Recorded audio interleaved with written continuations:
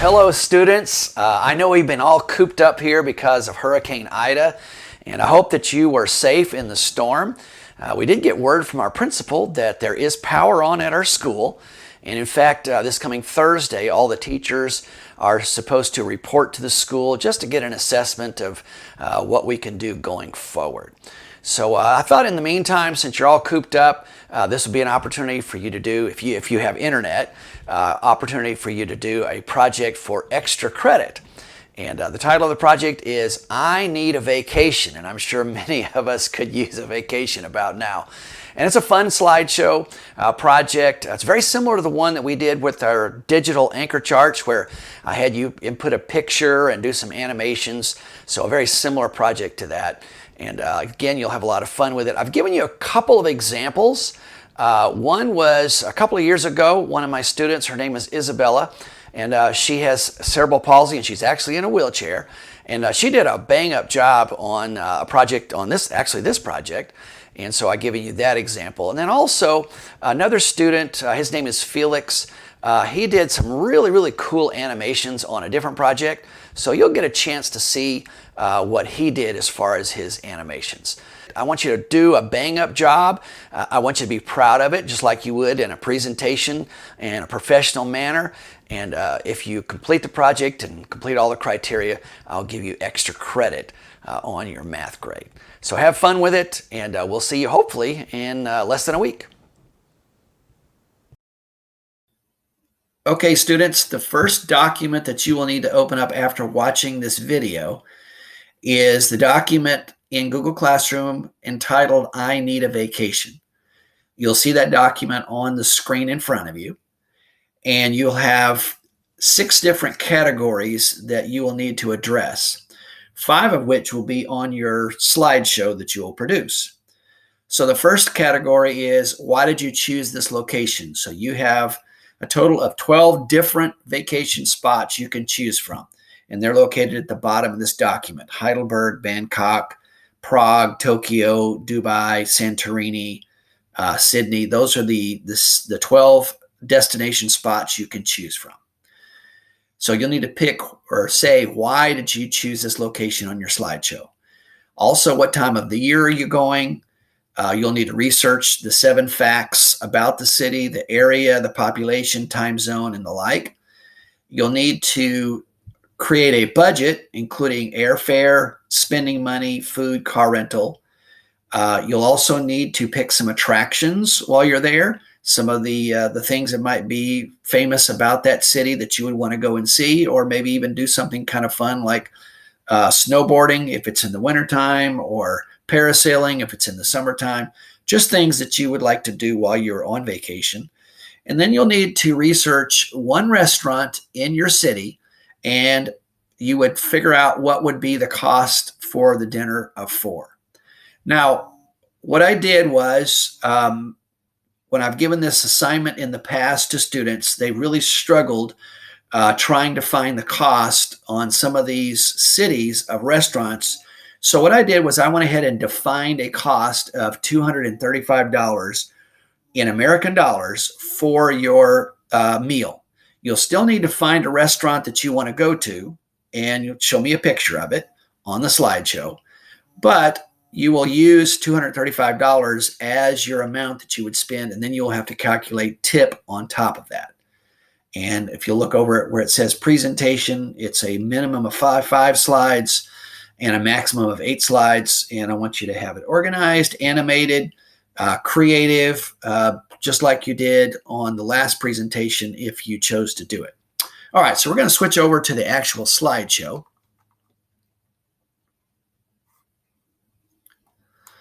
And so this is what your blank slideshow is going to look like. You'll need to choose your destination. Now, I'm going to go ahead and choose Paris as my destination because it is not on the 12 approved spots. So this is one where you can't copy my work, but at least want to show you how it's done. So for your destination, you would simply put Paris.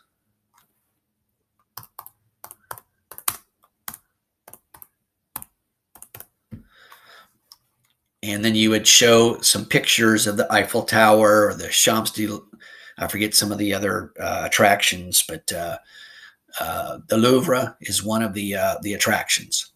So next we're going to go over here. Why did I choose this location? I have been to France before, but I've never been to Paris. So that's someplace that I always would wanted to go. So I would say something about there that I've always wanted to go to this location, and why. And what time of the year? I would choose summer for my vacation, just simply because that's the time I'm off of school. So now we're going to research some facts. So right here we've got area of city. So what I would do is I would open up a tab and I would type in Paris square miles. All right.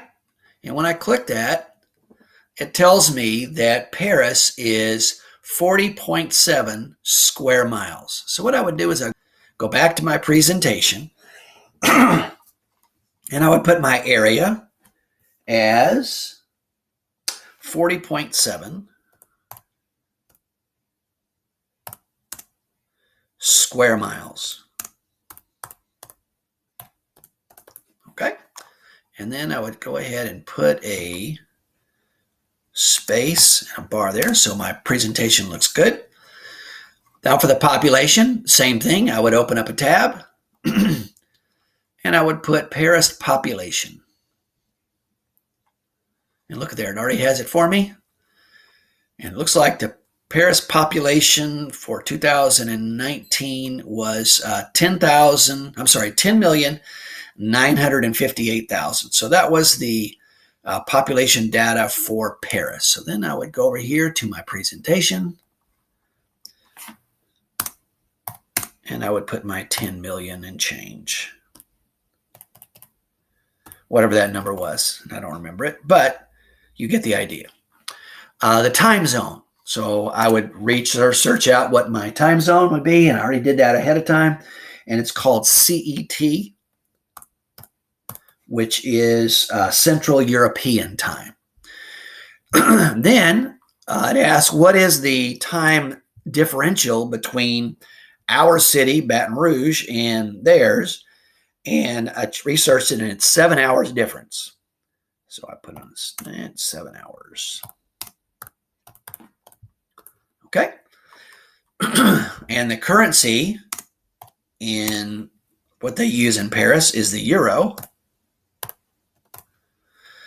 And the exchange rate, and the reason why you need this is because if you go on any vacation that doesn't use the US dollar, you need to know how much it's going to cost you based upon what currency they're using in that particular city or country. And in this case, the exchange rate for the euro currently is $1 equals 0.92 euros. So my exchange rate would be 0.92, or you can put 0.92 and then euros. Okay. And then the distance from Baton Rouge to Paris, I looked it up, and let's see, it was 4,814 miles. So I'm going to put in here 4,000. And these could all be researched by Google just by typing in a search. Okay, so now I've finished my facts about Paris. The next thing I'm going to do is talk about attractions. So I researched out some of the attractions that I would like to go to when I would go to Paris. And one was the Seine River Cruise. And on this particular one, you're supposed to figure out what it is you're going to do. And so the Seine River Cruise is one that I wanted to do, and also the Eiffel Tower. And they have prices for the tours in each of those. So I would come up with some pictures and also some of the prices that it would cost to go on these attractions. You don't have to choose a lot, but you choose enough that would make the vacation more interesting. The next thing I'm going to do is figure out the cost for dinner for 4 people. And whenever we find the tip, since that's a percent, we always do the setup. And I shouldn't have to remind you on how to do that. However, being that I know sometimes we get a little rusty, we're going to go ahead and show you what a setup to setup looks like. So it's a fraction bar, an equal sign, and a fraction bar. And we all know that we put 100 down below. So let's go ahead and put that in there. And that is setup to setup. And if you'll recall from when we did this, the first question you have to ask is, does it give you a percent? And yes, it does. It gives us 20. So we put 20 right up here. And then is the cost, is that a whole or is that part of the cost? Well, of course, that's the whole cost. So we put the 235 down below. And X goes right up there. And then we do our butterfly cross multiply to figure out what our tip is. And make sure you add the tip back into the cost of the meal. So whatever you come up with, whatever X is, make sure you add that back into 235, and that'll give you the total cost of the meal. Now, in my case, I used $192 instead of $235, so I'm going to show you what that would look like. $192, and instead of $235, this would be $192. And when I do my butterfly cross multiply, I figure out that my tip is going to be $45.40. So my tip would have ended up being $45.40 because it's money. And I'm going to go ahead and erase all of this since we don't need it anymore. And I add those two amounts back into each other, and I came up with $237.40. Okay, so that's going to be my dinner out for my 4 people. Okay, and then finally what you're going to do is you're going to add up all of the monies that you're going to spend on your trip. In my case, I figured out what the airfare would be, and all you have to do is type in to Google airfare from Baton Rouge to whatever city you're going to, and it'll tell you right off the bat what the cheapest air flight would be.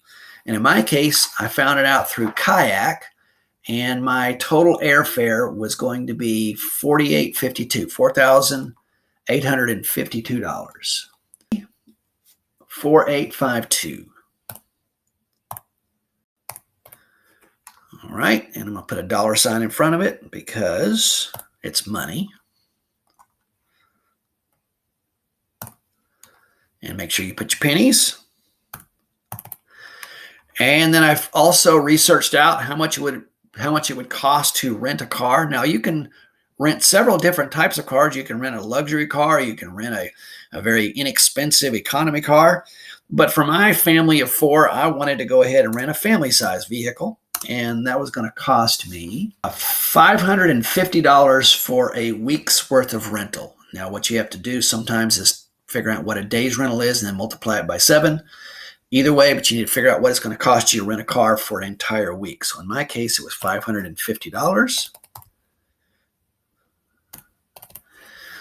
And then I'm going to stay at a hotel, and you got a choice. You can stay at an economy hotel. You can stay at a nice hotel.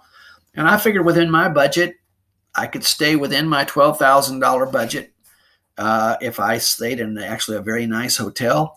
And the accommodations where I was going to be staying, the charge was going to be $450 per night, and that's euros. And so that came out to 3,150 euros. But I have to convert that to US dollars because I can't add euros and dollars together. That would not give me a good number. So I would have to take 31.50, and that's euros, and I have to convert that into US dollars. So I multiply that by my exchange rate, which I told you before was 0.92. Well, going the other direction, meaning that since the dollar is actually devalued compared to the euro, it's going to be 1.09, and that's my exchange rate in dollars. So if I was going from dollars to euros, it would be 0.92. When I'm going to euros to dollar, it's going to be 1.09. And when I multiply those two numbers, I come up with my cost in US dollars is $34.34. It's $3,434. And don't forget your pennies. All right, then I'm going to go to my dinner out for 4 people, and I'm going to go back up to my slide that I worked out before, and I see that I've got $237.40. So I can put that number right in there for my dinner for 4 people. In fact, I can just copy it so I don't make a mistake.